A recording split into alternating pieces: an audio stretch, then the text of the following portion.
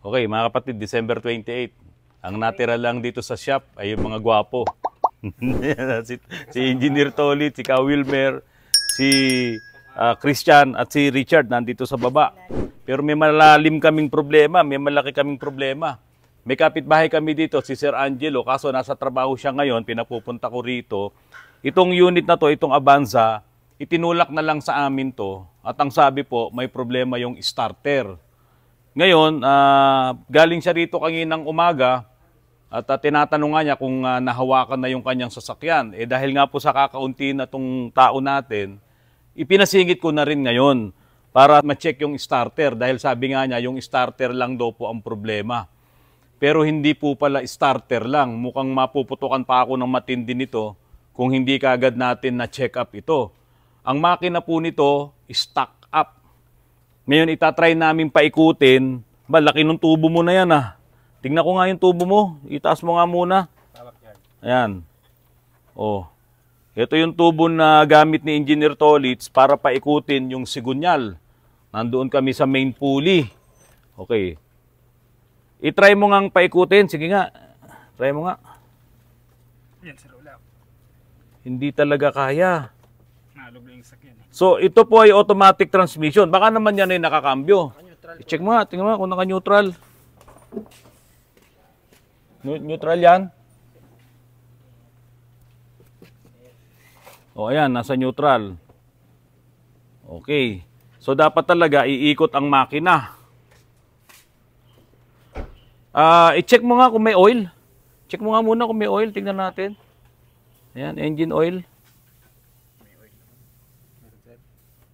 May oil pero sunog. Oh. Sige, subukan pa ulit natin na na iikot. Ang gawin natin, tanggalin mo rin lahat yung mga belts. Total naka-video na tayo. Baka naman merong sa mga pulley na yan na stack up. Tinawagan ko po si Sir Angelo. At tinanong ko siya, unang tanong ko kagad, sabi ko, Sir, honest answer. Kailan pa naka-stock itong sasakyan na ito? Sabi niya, 1 buwan lang daw.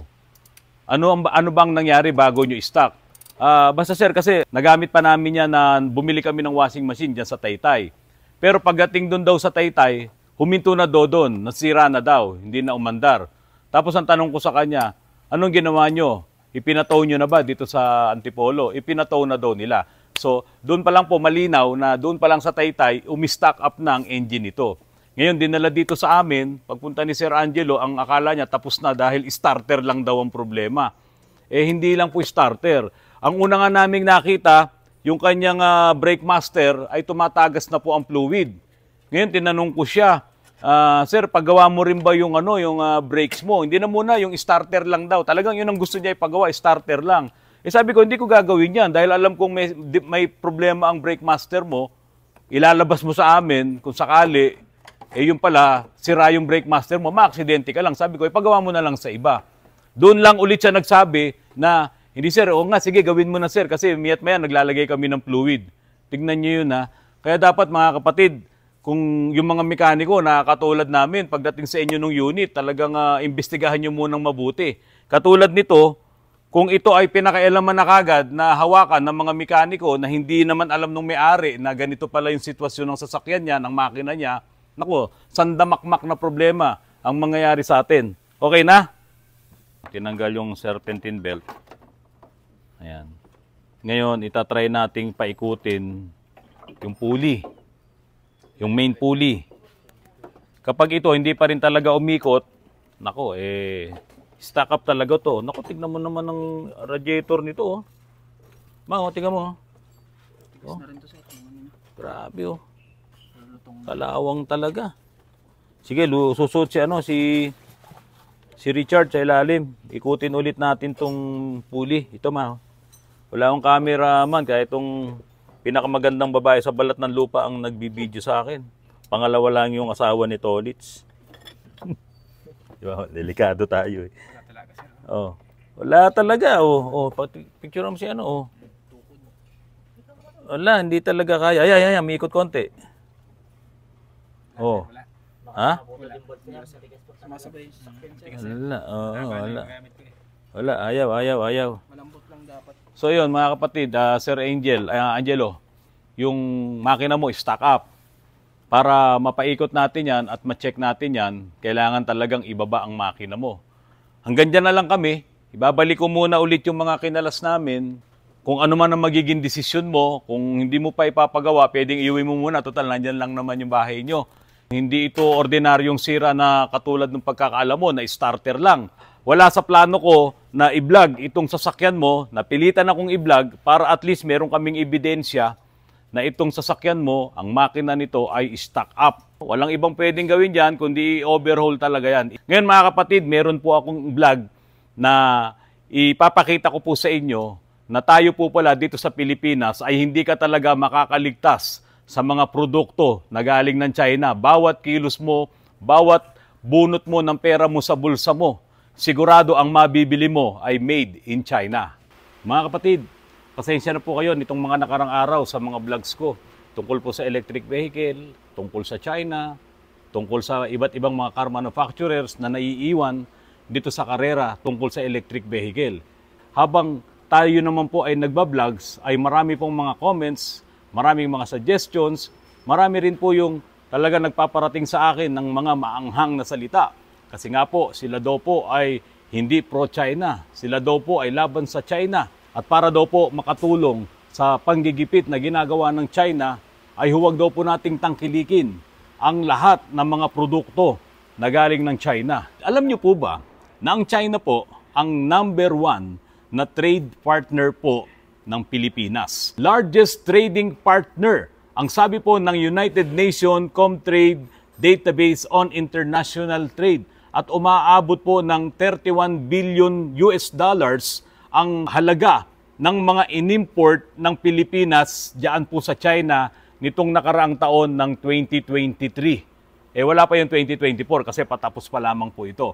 So, doon po sa 2023, na halaga ng mga products na inimport po galing sa China ay 31 billion dollars. Ganun kalaki. Kaya naman po pala, kapag punta mo sa mga malls, pagpunta mo sa mga supermarkets, pagpunta mo sa Divisoria, pagpunta mo sa mga hardwares, halos lahat ng pupuntahan mo kapag may bibilin ka, halos lahat ay puro galing sa China. Ang mga produkto, made in China. Kaya doon po sa nagsasabi na kapag ka tinangkilik mo ang produkto ng China ay lalo silang lalakas at magagamit pa ng China yung kita doon sa mga binibili natin para tayo ay gipitin. Lalo na dyan sa West Philippine Sea, hindi ka pala makakatanggi na bumili o gumamit ng mga produktong galing sa China. Kasi 31 billion po ng mga produkto na galing dyan sa bansang yan ang ini-import ng mga negosyante dito sa Pilipinas.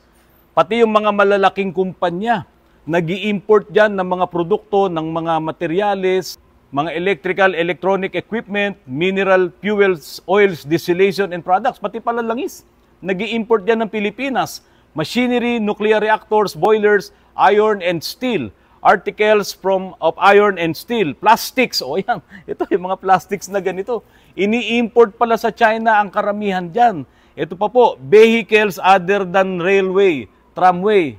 O ano pa po, furniture, lightning signs, prefabricated buildings, optical, photo, technical, medical apparatus, ceramic products. Ang dami po nito mga kapatid. Organic chemicals, fertilizers, footwear, mga sinelas, gaiters and the like. Rubbers, miscellaneous chemical products, fish, pati isda. Ini-import pala natin dyan sa China. Mollusks, aquatics, invertebrates, aluminum, toys, games, sports, inorganic chemicals. Ang dami po nito mga kapatid. Kaya ito, tignan nyo na lang, iisa-isahin ko dyan habang ako'y nagsasalita, itong mga produkto na galing sa China, na ini-import ng Pilipino, ng mga negosyante natin, pagdating dito sa Pilipinas, i-repack nila yan, o kaya naman buo-buo na yung mga laruan, yung mga sapatos, at lahat ng mga nakikita nyo na nandiyan ngayon sa mga malls, ay kadalasan, karamihan ay made in China. Pati yung ultimong bibilin mo sa tindahan, sa sari-sari store, bibili ka dyan ng made in China. Halimbawa, yung sabon. No? Local yung sabon mo. O gagawin ng isang kumpanya ng Pilipino. No? Sila yung magtutunaw at magbubuo ng sabon na yan. Sila yung magtitimpla. Ang tanong doon, saan galing? yung materyales na ginawang sabon. O, diyan din galing sa China. Kaya nga po dito, meron dito, sabi dito, soaps, lubricants, waxes, candles, o pharmaceutical products, other made textile articles, set-worn clothing. Ito pong damit ko na to, kapag po ito ay tela pa lang, kulay puti yan. Ngayon, kapag gusto na ng manufacturer, halimbawa, yung bench na ito ay kulayan, gawin niyang itim, o saan ngayon kukuha ngayon ng pangkulay? Galing pa rin dyan sa China. Kasi kung manggagaling yan sa Japan, manggagaling yan sa US, napakamahal. Eh magkano lang ang bentahan ng mga t-shirts, magkano ang bentahan ng mga branded na t-shirts dito sa Pilipinas. Pero bumili ka ngayon ng branded na t-shirt na galing dyan sa US, galing dyan sa Japan, napakamahal. So iyan ang epekto nitong napakalaking trade partnership ng Pilipinas sa China. At ang talagang nakikinabang ng malaki dyan, itong mga malalaking businessman din. Eh syempre, sino ang market ng mga businessman? De tayong mga Pilipino. Kaya hindi ka talaga pala makakatanggi sa pagbili at sa pagkonsumo nitong mga produkto, nitong mga materyales, nitong mga supplies na galing ng China. Marami po ang nagsasabi na para maging patriotic tayo sa bansa natin ay wag mong ikonsumo, wag mong bilhin, wag kang tumulong sa pagre-rekomenda ng mga produkto na galing ng China. Eh pati nga asin mo ngayon made in China na. Pati mga sugar, made in China na, galing na sa China. So paano tayo makakatakas dyan? Alam nyo mga kapatid, kapag ka talagang huminto ng pag-i-import ang Pilipinas sa mga produkto ng China, siyempre ang i-import nila ay produkto galing sa Japan or sa US. O magkano yan? Napakamahal niyan. At baka hindi na rin pumayag itong mga negosyante na mag-import sa mga bansang yan. Kasi unang-una, napakamahal ng tax, napakamahal ng halaga ng mga produktong manggagaling sa mga bansa na yan at hindi yan kakayanin ng Pilipino. So ngayon, narito tayo. Kapag tumigil na ang China ng pagpapadala ng mga produkto nila, ng mga supplies nila, ng mga ini-import na mga materyales galing sa China, saan ka ngayon kukuha? O saan tayo ngayon bibili ng mga murang produkto? So, doon sa nagsasabi na ako ay pro-China, hindi po ako pro-China. Pero wala rin pala akong choice. Dahil talagang bibili ako ng mga gamit, lalong-lalo na yung mga importanteng bagay sa bahay ko na made in China. Ngayon, dito sa shop, mga kapatid, halos lahat ng binibili namin dito, mga imported galing sa Japan at Korea. Kasi halos lahat ng mga ginagawa naming sasakyan dito ay made in Japan at made in Korea. Kaya kung ako ay bibili ng pyesa na pamalit dun sa mga nasira, ay dapat yung original na replacement. Maingat po tayo dyan. Hindi makakalusot sa amin dito yung made in China na mga replacement parts. Dahil kapag yun ay nagka-problema, napakalaking gastos ko yun dahil magbabackjob din po sa amin yun. Kaya po, kung meron mang mga gumagamit ngayon ng mga made in China, syempre, kung low budget lang, bibili ka ngayon ng made in China na tsinelas. Bibili ka rin ng underwear mo. O saan galing yan? Saan binili nung nagmanufacture dito sa Pilipinas yung materialis nila? Lahat po yan. Pati yung makinang ginamit yan, yung panahi, pati yung pagtimpla ng mga sabon, lahat po yan. Halos lahat ay made in China. Itong araw po, naging speaker ako ng isang networking company. Yung networking company na yon, ang mga ibinebenta namin ay mga juice na mga herbal. At yung mga herbal juice na yan, talaga namang magaling, marami pong napagaling, maraming natulungan. Meron ka ng juice na pampagaling ng sakit mo, may kinikita ka pa doon sa networking. Yung may-ari ng networking, siya rin ang may-ari ng packaging company. Halimbawa, meron akong kape dito, ito, yung kape ng kopi ko, ayan. Dumadaan yan sa packaging company, ipinapackage yan. Katulad din po ng mga juice na binebenta namin. Katulad din ng mga juice or mga products na ibinebenta ng malalaking networking company. Yung mga packaging company ang yumayaman po dyan. Biro mo sa isang sachet na yan, magkano ang kinikita ng packaging company na yan. Kaya yung may-ari ng networking company na kung saan ako ay naging speaker, yumaman ng husto kasi siya na yung may-ari ng packaging company, siya pa ang nagpapackage ng isang sikat na kape na herbal. Yung letter J ang umpisa. At siya rin ang nagpapackage nung una nung networking products na letter B naman ang umpisa na mayroong plus. Gaano kalaki ang kinita nitong packaging company na to? Ngayon, bakit ko ito sinasabi sa inyo? Ganyan din po ang ginagawa ng maraming mga kababayan natin na bibili ngayon diyan sa Divisoria ng mga granules or yung mga timplado ng mga powder, halimbawa guava powder, lemon powder, malunggay powder, yung mga herbal powder na yan, nandun na yan, paghahalu-haluin at gagawing juice at meron ka na ngayong networking product. Pero siyempre, padadaanin daw nila yan sa VFAD o para magkaroon ng lisensya. Ngayon, ganyan ang ginagawa nila, ilalagay ngayon yan sa sachet, ipapackage yan at meron ka na ngayong produkto ng networking. Hindi lang sa mga juice, halos lahat, pati yung mga beauty products na yan, dumadaan yan sa packaging company.